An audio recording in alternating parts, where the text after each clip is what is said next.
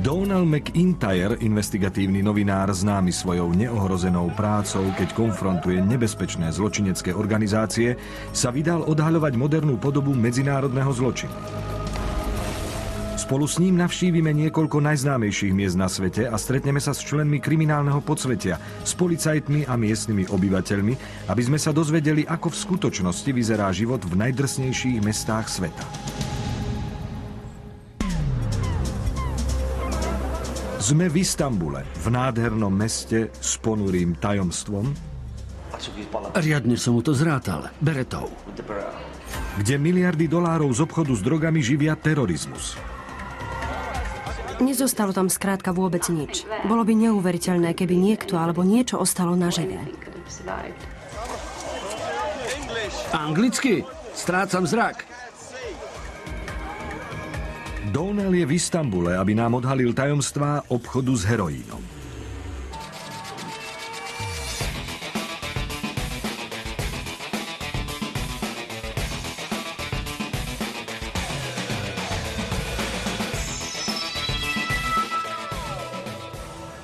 McIntyre.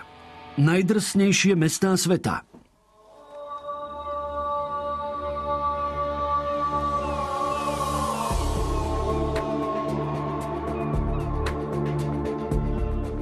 Istanbul je mesto, ktoré spája dva kontinenty a dve kultúry. Vďaka geografickej polohe je prirodzenou bránou na mystický východ. Mesto získava aj prívlastok najnovšieho centra zábavy na svete. Donald prišiel do Istanbulu, aby nám poodhalil tajomstvá ukryté pod priateľskou tvárou mesta. Istanbul sa nachádza doslova uprostred heroínových obchodných ciest. Turecké gangy využívajú jedinečnú polohu Istanbulu. Mesto slúži ako kanál pre pašovanie drog z makových polí Afganistanu do ulic najväčších európskych miest. Tento obchod ovplyvňuje futbalových výtržníkov aj samovražedné útoky. Donald by chcel zistiť, prečo sa brána východu mohla stať bránou drog smerujúcich na západ. Chce odhaliť súvislosť medzi drogami a medzinárodným terorizmom.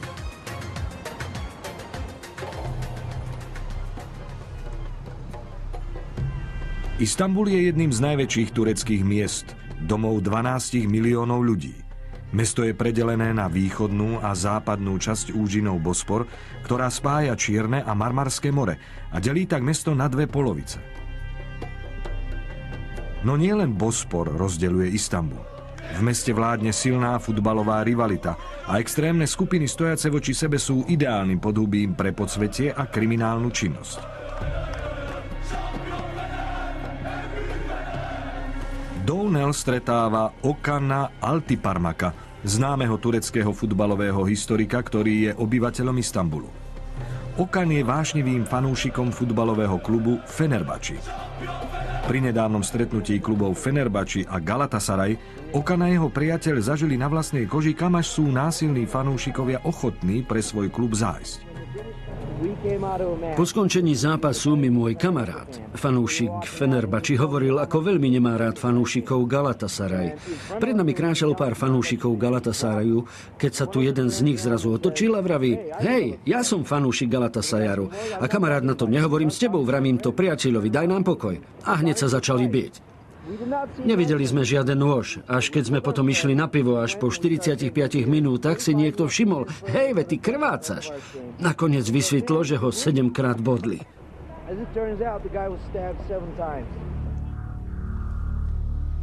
Útoky nožom sú v Istanbule bežné a predstavujú závažný problém. 80% tureckého obyvateľstva žije pod hranicou chudoby.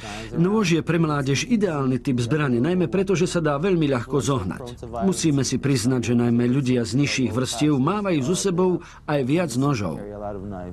Nôž, organizované násilie, chudoba. To vedie Donela k podozreniu, že za výtržníctvami na futbalových zápasoch stojí niečo silnejšie ako len láska k domácemu týmu. Donald ide za svojím inštinktom a stretáva Gareta Jenkinsa, novinára, ktorý žije v Istanbule 20 rokov. Gerrit písal o futbalových fanúšikoch Istanbulu a zaujímal sa aj o to, čo sa v ich kluboch odohráva. Fandiť futbalovému tímu znamená pre Turkov naozaj veľa. Začínajú s tým už v rannej mladosti. Len čo prídu do tínedžerského veku, stávajú sa členmi klubu. Ak sa osvedčia, to znamená nielen osvedčiť sa v boji, ale aj počúvať rozkazy či používať správnu taktiku, dostanú nôž. Ak sa niekto chce stať plateným členom klubu, musí vykonať tzv. Borsu. Bodnúť člena nepriateľskej skupiny nožom s 30 cm čepeľou do zadku. Ak človeka pichnú, zakrútia nožom a vytiahnu ho. Kto to dokáže, stane sa plateným členom.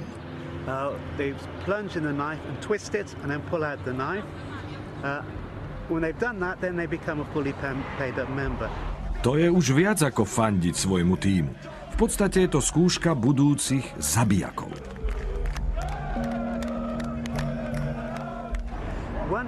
Sú dva spôsoby, ako inzultovať člena nepriateľského klubu.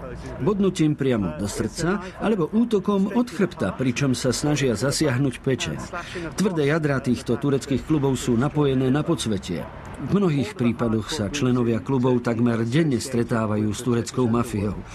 Ich úlohou je vyberať výpalné, kradnúť, vexlovať, zháňať nových členov. Niektorí z členov sú zapletení aj do obchodu s drogami.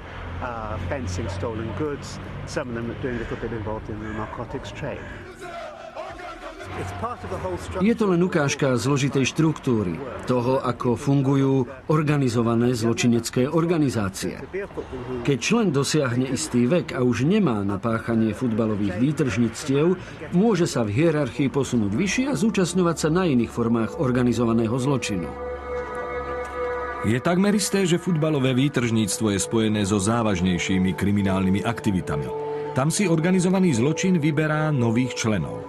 Ako to už v takýchto kruhoch býva, drogy sú vždy niekde na blízku. Vďaka svojej polohe je Istanbul jedným z najväčších tranzitných miest heroínu na svete. Droga, s ktorou sa tu obchoduje, pochádza totiž z pohorí Afganistanu.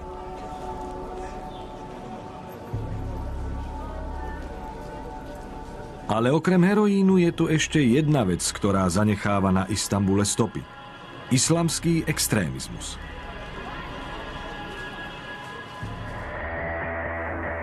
Ďalej uvidíte, že heroínové gangy a teroristi dokážu bojovať priamo v uliciach Istanbulu.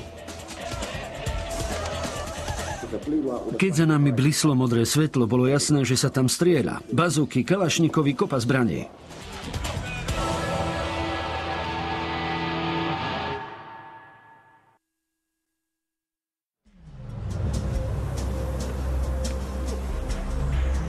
S Donaldom McIntyrom sme v Istanbule, v nádhernom, nezabudnuteľnom meste. Gangy vytvorili z mesta centrum obchodu s heroínom. Gangy však nekontrolujú iba heroín prechádzajúci hranicami. Zásobujú aj odhadom 4 milióny narkomanov v celom Turecku. Mafia má v Istanbule dlhodobý vplyv na nočné kluby na námestí Taksim a v jeho okolí, kde predáva drogy a podvádza náhodných návštevníkov očarených žiarivými svetlami a nádhernými ženami.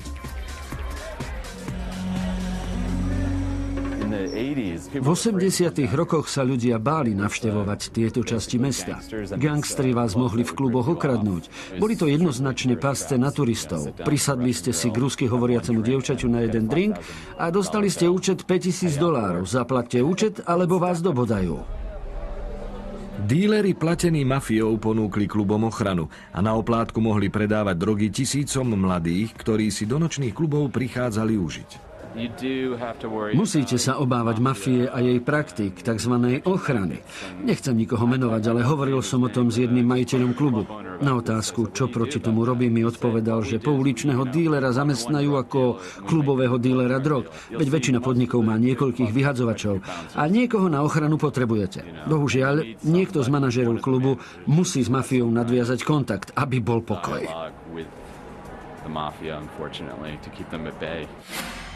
Ako v každej európskej metropole, organizovaný zločin sa postupne udomácnil aj tu.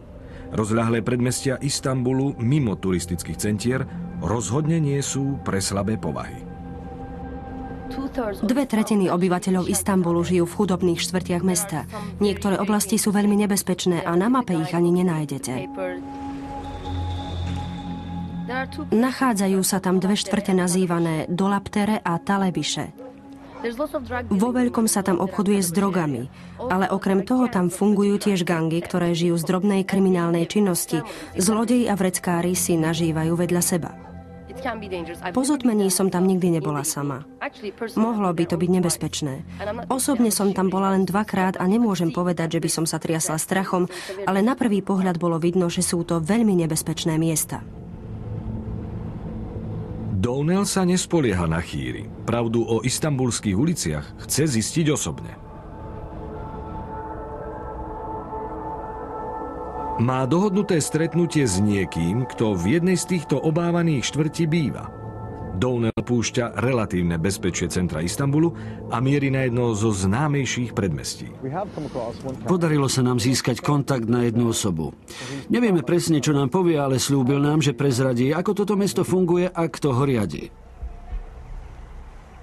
Dozvedeli sme sa, že muž, s ktorým má Downell stretnutie, bol zapletený s jedným z istanbulských futbalových gangov.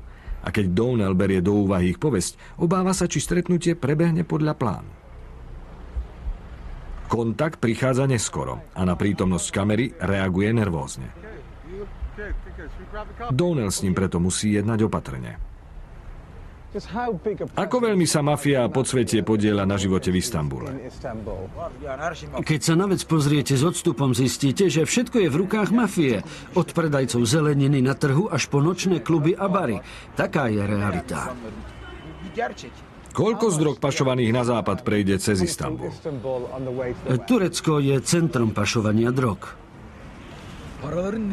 Je jasné, odkiaľ peniaze prichádzajú a kto z nich profituje. A nakoniec to nie je len o obchode s drogami, ale aj o obchode so zbraňami.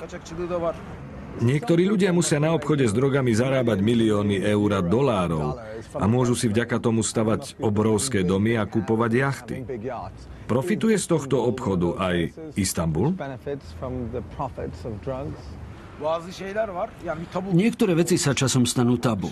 Nedajú sa rýchlo zmeniť. Niektoré spoločnosti zarábajú milióny, ale nikto netuší, odkiaľ tie peniaze pochádzajú. Je zrejmé, že organizovaný zločin je v Istanbule pevne zakorenený, no náš kontakt už nechce zachádzať do podrobností. Downell sa rozhodol objasniť, ako kriminálne gangy využívajú Istanbul.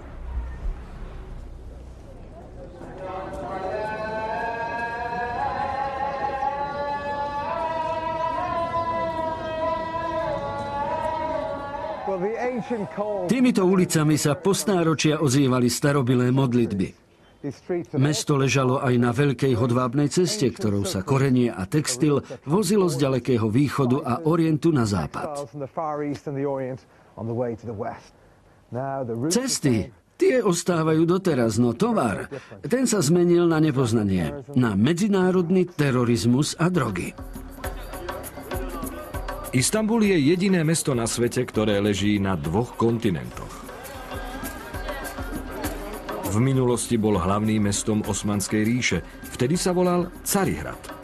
Ríša ovládala rozľahlé oblasti Stredného východu, Severnej Afriky a východnej Európy. Na hodvábnej ceste, významnej obchodnej spojnici ďalekého východu s Európou, bol Istanbul dôležitou obchodnou zastávkou.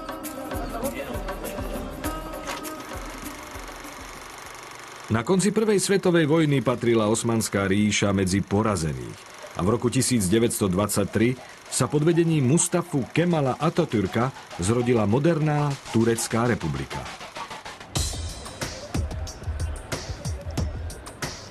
Nová republika premostila kontinenty, Európu a Áziu. Jej susedmi sa stali Grécko a Bulharsko na západe a Irán a Irak na východe. Hornatú východnú hranicu nie je ľahké strážiť, preto je to vhodná oblasť na pašovanie drog. Aká je história obchodu s drogami v Istanbule? Do 90. rokov sa väčšina opia privážala do chudobných štvrtí Istanbulu, kde ho spracovali na heroín. Odtiaľ drogu prepravili na západ do Európy. Väčšina heroínu, ktorý Tureckom prechádza, pochádza od niekiaľ z Afganistanu. Afganistan produkuje najviac ópia na svete. Počas prísneho režimu Talibanu bolo pestovanie ópia v Afganistane zakázané. Po útokoch na dvojičky 11. septembra 2001 a po následnej invázii amerických vojsk sa ale všetko zmenilo. Krajina sa ocitla v zmätku, ktorý len napomohol prudkému zvýšeniu produkcie ópia. V roku 2007 sa v Afganistane vyrobilo 800 000 kg heroínu. Hodnota takéhoto množstva drogy na ulici až 20 miliárd eur. Jednoducho povedané, je to 90% svetového obchodu s heroínom.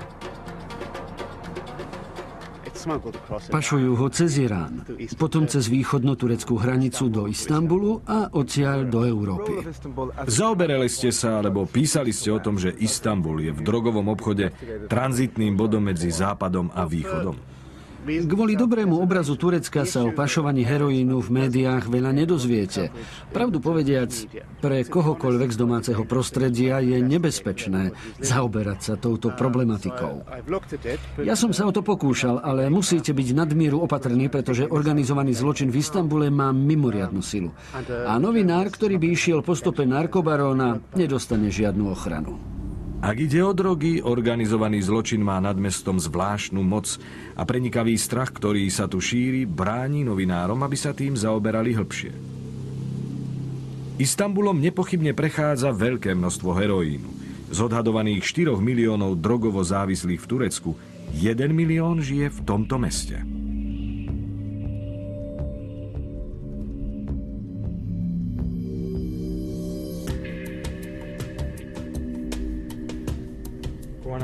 Ideme na stretnutie s nemenovaným kontaktom, ktorý chce na vlastnú žiadosť ostať v ilegalite.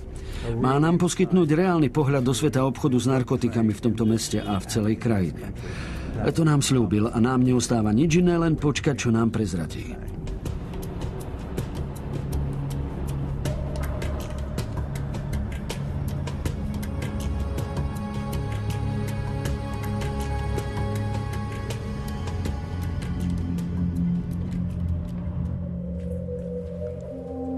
Downal vchádza do skrytých uličiek. Človek má pocit, ako by bol 1 000 000 kilometrov od turistických štvrtí. Pritom sa nachádzajú len pár krokov od svetlami prežiareného námestia Taksim.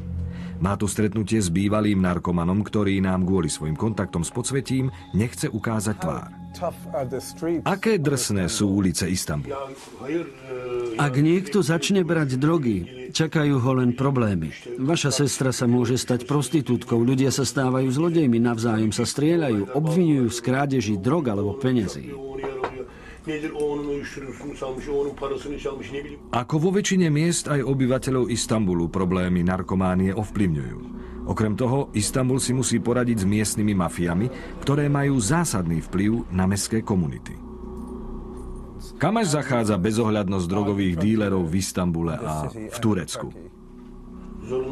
Sú natoľko krutí, že by zabili aj vlastného brata. Takýchto ľudí je v týchto uliciach mnoho.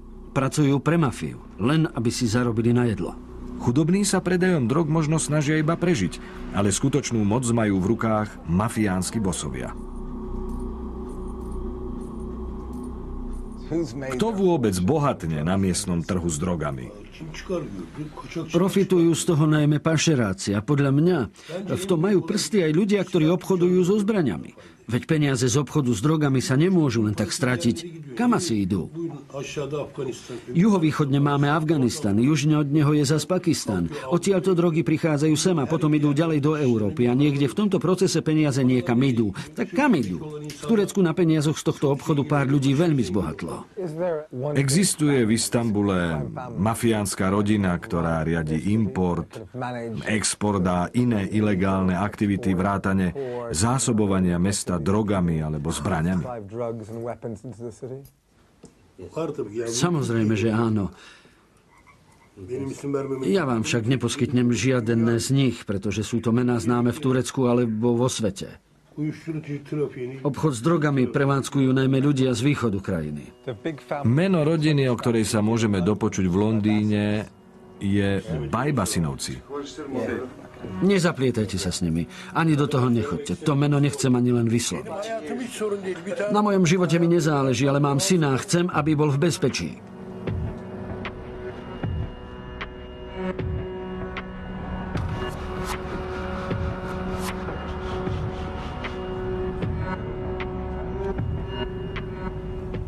Jedno meno.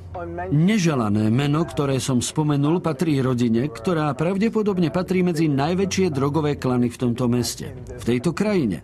A preto pravdepodobne reprezentuje aj jednu z najväčších rodín svetového obchodu s drogami. Meno, ktoré reprezentuje svetový drogový export, je Bajbasinovci. Bajbasinovci sú v Istambule obávanou rodinou. Až tak obávanou, že ani vyliečený narkoman ich radšej nechce spomínať.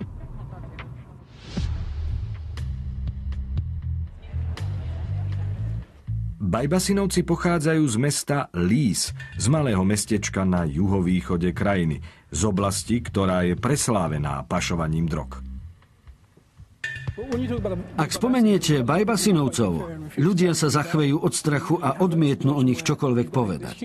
Momentálne dvaja najdôležitejší členovia tohto rozsiahleho klanu síce sedia za mrežami, no aj napriek tomu si rodina naďalej udržuje dôležité postavenie. Stále šíria medzi ľuďmi strach. Zastrašovanie bolo vždy ich strategickým nástrojom. Neustálou hrozbou krutého násilia si zabezpečovali potrebnú lojalitu všetkých okolo seba. Drogová sieť Bajbasinovcov časom získala meno Turecká spojka. Pri transporte heroínu do celého sveta spolupracuje časť členov Tureckej spojky v Európe a zvyšok rodiny v Istambule. Táto organizácia im umožnila dodávky heroínu transportovať v obrovských množstvách. A podobne ako každý ich krok, aj tento je pod prísnym dohľadom najvierohodnejších členov gangu. Bajbasinovci pašerácky obchod kontrolujú zastrašovaním. Ich obchody prebiehajú dôverne a v tichosti.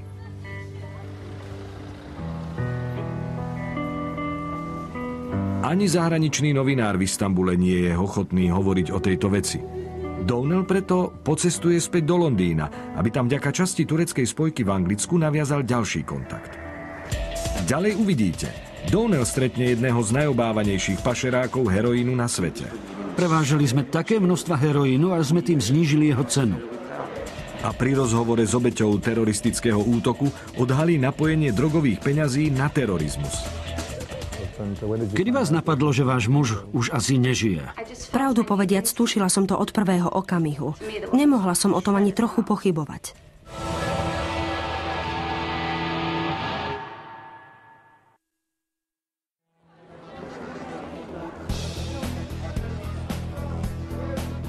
S Downellom McIntyrom sme v očarujúcom a podmanivom Istambule. V meste, ktoré je však tiež najväčším hráčom v distribúcii heroínu, aj nehasnúcim zdrojom teroristických hnutí. Downell narazil na priepas ticha, preto na 24 hodín odlieta do Anglicka, aby našiel niekoho, k tomu povie o drogovom obchode viac. Veci, ktoré sa v meste samotnom nikto neodváži spomenúť.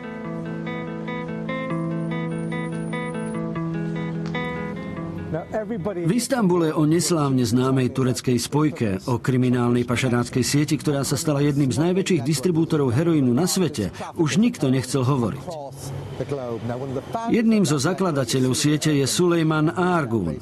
Momentálne žije v Londýne a súhlasil, že nám o tom do detailu porozpráva. A tak sme sa pre jeho a našu bezpečnosť dohodli na stretnutí na verejnom priestranstve.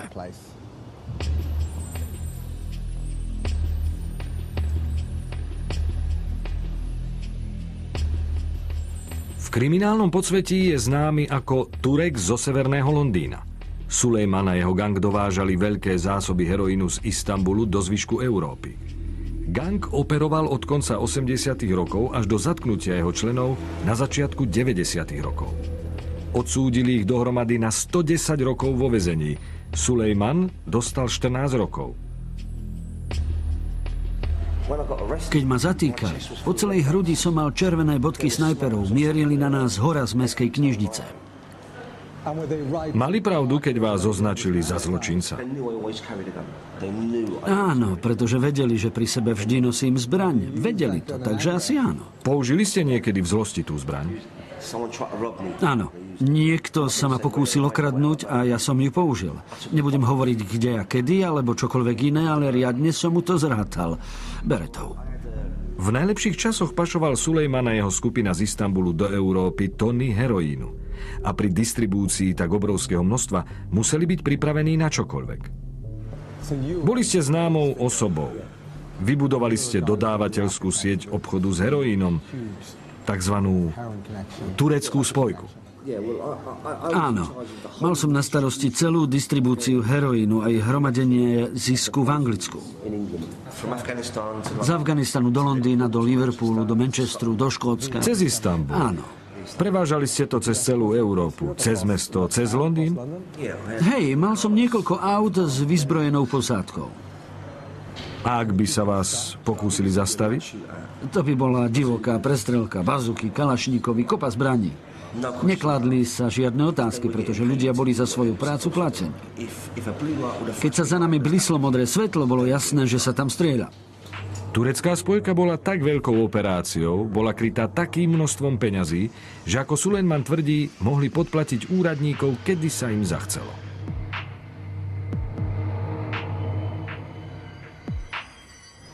Platili ste aj policajtov alebo colníkov? Áno, v Taliansku. Colníkov? Áno, aj tu na letisku. Ako ste colníkov platili? Dopredu, v hotovosti. Na letisku v Heathrow nás dokonca zobrali dozadu. Tam sme si tovar pokojne vyzdvihli. Takže ste nemuseli ísť cez colnú kontrolu. Tovar nešiel ani batožinovými pásmi. Všetko šlo bokom a niekto z našich ľudí to potom vyzdvihol. Rozsah korupcie, ktorú nám tu Sulejman opisuje, je alarmujúci. Sulejman a turecká spojka mohli pašovať heroín do krajín, ako napríklad Británia, v takom ohromnom množstve a sa to prejavilo na pouličnej cene drogy. Dovážali sme také množstvo heroínu. Viete, my sme sa ho chceli iba čo najrýchlejšie zbaviť. Bolo to 250 až 300 kg heroínu skoro každý mesiac. Výsledkom bolo, že cena heroínu klesla. Takže vy ste na tom zarábali milióny a milióny libier. Áno, vo svojom dome som bežne na dlášku obíjačky vysypal 2 čierne tašky plné peňazí. Neviem presne, okolo 500 000 libier. Časom som bol z toho pohľadu doslova chorý a potom som to dával rátať radšej niekomu inému. Nemohol som zniesť pohľad na takú kopu peňazí, bolo mi z toho zlé. V obchode s drogami možno zarobiť množstvo peňazí veľmi rýchlo, ale takisto rýchlo môžete o ne aj prísť. Za množstvo heroínu, ktoré Sulejman prepašoval, mu súd vymeral 14 rokov väzenia. Po Sulejmanovom zatknutí tak na trhu ostala veľká diera. A to bol ten správny čas pre vstup Bajbasinovcov. Napríklad Bajbasinovci, veľká turecká rodina s rozsiahlými konexiami. Nepoznám. V obchode s drogami boli až po krk. Boli sme to my, kto ho rozbehol. S 11 kilami. Vy ste vytvorili Bajbasinové impérium?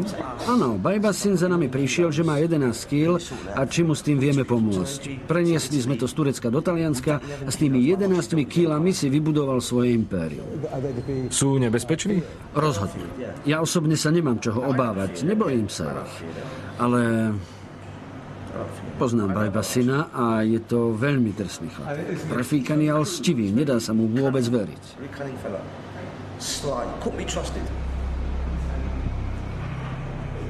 V súčasnosti je Bajbasinovský klan napojený na ďaleko nebezpečnejšie organizácie v Turecku. Sú zapletení z PKK, kurdskou stranou pracujúcich, pašerákmi zbraní, ale kontrolujú aj obchod s heroínom. Bajbasin bol v Turecku hľadanou osobou, nemohol tam vstúpiť 4 roky. Ukrýval sa v Iráne a v Iraku, pretože kurdským povstalcom dodával zbrane.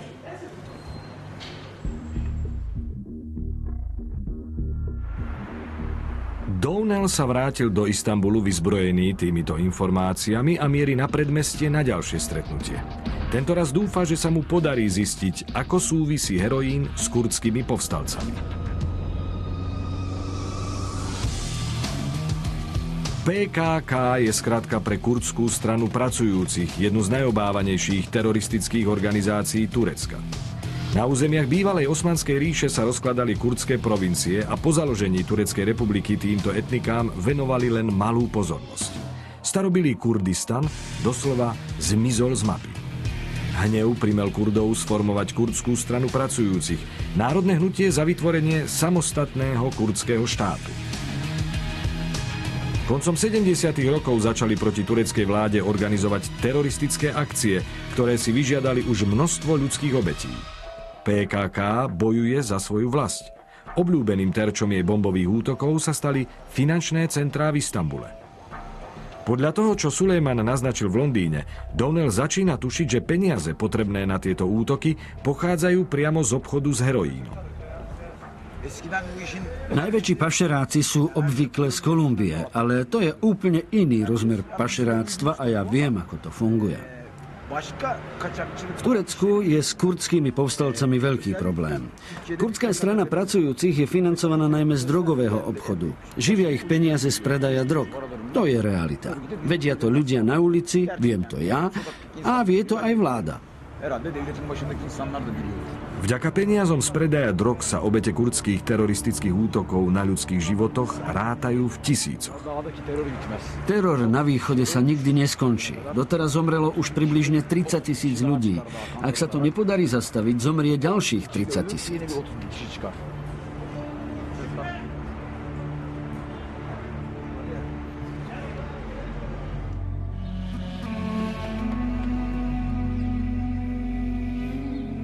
Heroín, ktorý Istanbulom preteká, nepochybne nesie vinu na smrti nevinných obetí. Opiáty ale svoju cestu začínajú v Afganistane, takže niekto musí závratne bohatnúť aj tam. Domáci novinár Nihat Altines tejto otázke dobre rozumie. Teroristické skupiny sú bez pochyby podporované financiami z predaja drog. Drog, ktoré pochádzajú z juhovýchodu, najmä z krajín ako Afganistan, Irán a Irak.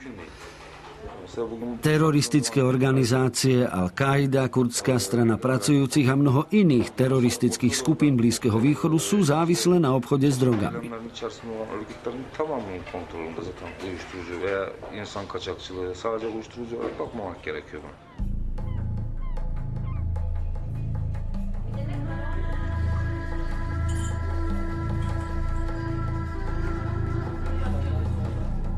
Podľa vyhlásenia Organizácie spojených národov z minulého roku prinajmenšom $500 miliardy z afganského heroínového obchodu išlo Talibanu a pridruženým teroristickým skupinám, napríklad Al-Kaide.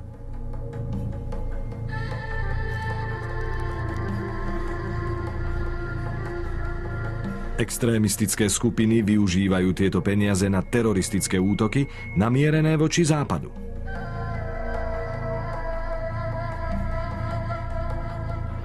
Istanbul leží na dvoch rozdielnych kontinentoch, na dvoch odlišných kultúrach. V meste je hlboko zakorenená východná kultúra. Obchodníci zo západu však majú dvere otvorené. Táto tolerancia voči vplyvu západu je ale pre islamských extrémistov nepriateľná a tak sa stal zákonitým terčom ich útokov.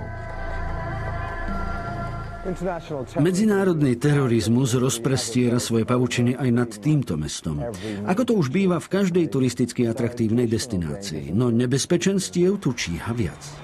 V posledných rokoch sa útoky Al-Kaidy na ambasády západných štátov stali nepríjemnou realitou. Pri útoku na americký konzulát v júli 2008 zahynuli 3 policajti. A už skôr Istanbul zažil najväčší teroristický útok vo svojej histórii.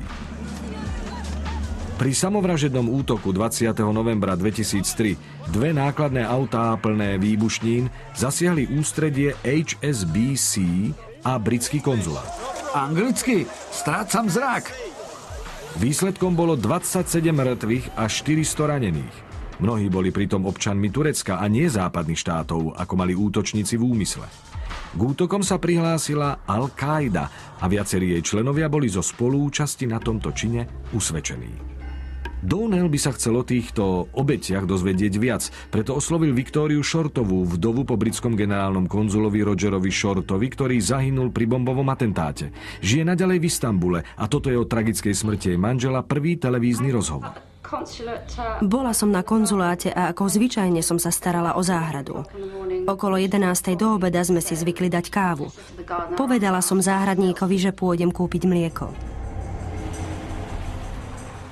Bola som asi na polceste nedaleko konzulátu a potom nastal ten výbuch. Spomínam si, ako všetko naokolo lietalo a každý utekal.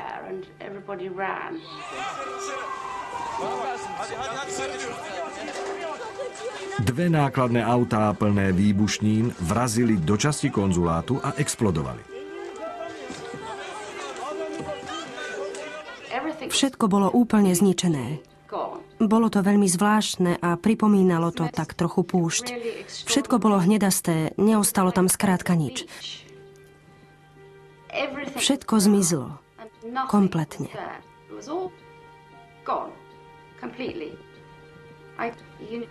Neverili by ste tomu, kým by ste to nevideli. Proste preč. Všetko bezfarebné, hnedasté. To si vybavujem zo všetkého najviac.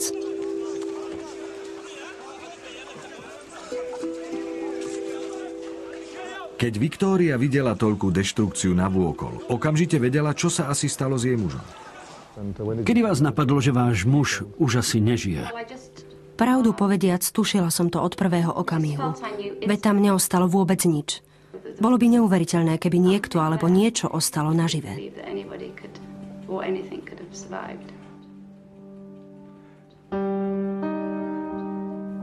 Downell si z prvej ruky vypočul, aké devastujúce následky má terorizmus. Rozhodol sa zistiť, čo urobia úrady preto, aby terorizmus zastavili. Ďalej uvidíte. Downell sa stretne so šéfom tureckého protidrogového úradu. Minulý rok sme zabavili 800 až 850 kg heroínu.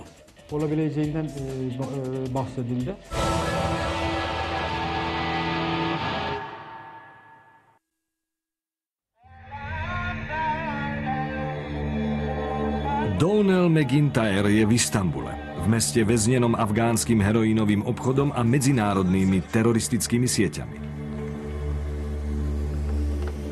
Stovky miliónov eur, ktoré pochádzajú z obchodu s drogami, putujú z východu do ulic západnej Európy práve cez Istanbul. Downell bol počas svojej cesty na stope organizáciám, ktoré tieto obchody zastrešujú. Osobne sa rozprával s ľuďmi, ktorých tento obchod poznačil. S narkomanmi, aj s obeťami teroristických útokov. Ale čo robí Turecko, aby bol tento obchod zastavený? Má Istanbul nádej do budúcnosti? Turecká protidrogová jednotka je považovaná za jednu z najlepších vo svete. Trénujú drogových špecialistov z celého sveta. Šéfom oddelenia je Ogus Adin. Na doterajšie úspešné zásahy svojho tímu je patrične hrdý, ale uvedomuje si, že to sú len malé kvapky v mori. Minulý rok sme zabavili 800 až 850 kg heroínu. Znie to síce dobre, ale my vieme, že to nestačí. Zvyčajne sa podarí zabaviť iba 10% z celosvetovej produkcie. Biz üretimin hemen hemen %10'u kadarını yakalamış görünüyoruz. S 10% zabaveného heroínu je boj proti organizovanému zločinu a obchodu s drogami ešte len na začiatku.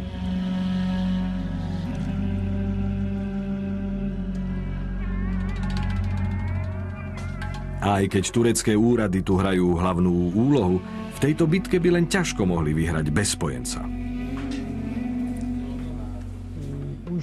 Obchod s drogami nie je problém, ktorý by sa týkal iba našej krajiny. Z našich prieskumov a aj podľa kolegov z Anglicka, drogový obchod v Británii je napojený najmä na turecké organizácie a preto s britskými úradmi Úzko spolupracujeme. Naším skutočným cieľom je pomôcť ľuďom zbaviť sa jedovatých drog.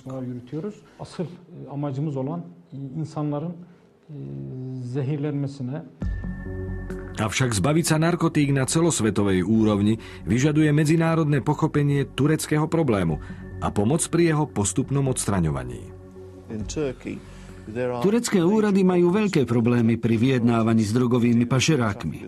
Svoj cenný tovar prevážaný v transportoch si chránia s použitím strelných zbraní. Úrady takto prišli už o mnoho statočných úradníkov či vojakov, ktorí sa pašovaniu snažili zabrániť. Pašeráci predstavujú skutočnú hrozbu pre ľudí na celom svete.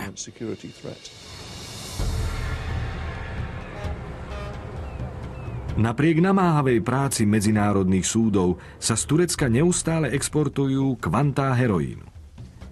S majetkom, ktorým drogoví baróni disponujú, nemajú gangy ani mafia žiadne morálne zábrany. Uplatniť zákon pri obchode s drogami je prakticky nemožné. Pašeráci majú o mnoho menej vlastných zákonov ako obhajcovia zákona. Naopak, disponujú oveľa väčšími finančnými prostriedkami, ktoré na svoju činnosť používajú.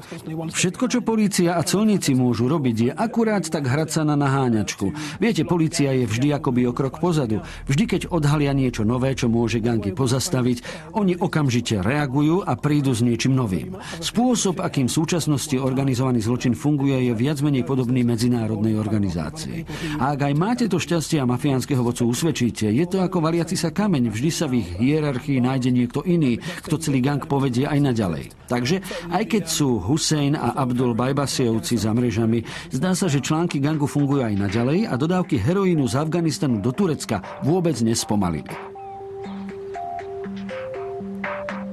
S Donelom McIntyrom sme navštívili Istanbul, aby sme prenikli do zákulisia obchodu s heroínom, ktorý pôsobí smerom z Turecka do Európy.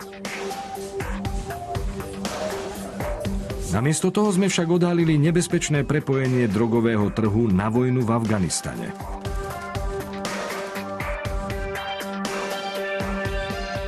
Najväčšie nebezpečenstvo predstavujú drogoví baróni. Páni vojen, ktorí kontrolujú produkciu opia a heroínu, na chudobných farmároch zarábajú obrovské peniaze, spôsobujú korupciu a rujnujú krajinu.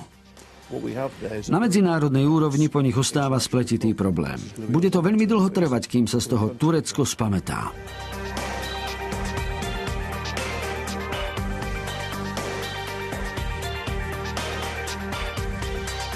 Je jasné, že zďaleka nejde len o produkciu ópia. Obchod s heroínom zasahuje do vojny v Afganistane, do oslobodzovacích bojov kurdských separatistov, ale aj do globálneho konfliktu medzi Východom a Západom. Prepojenie drog a terorizmu je desivou realitou dnešných dní a riešenie nie je ani zďaleka na blízku.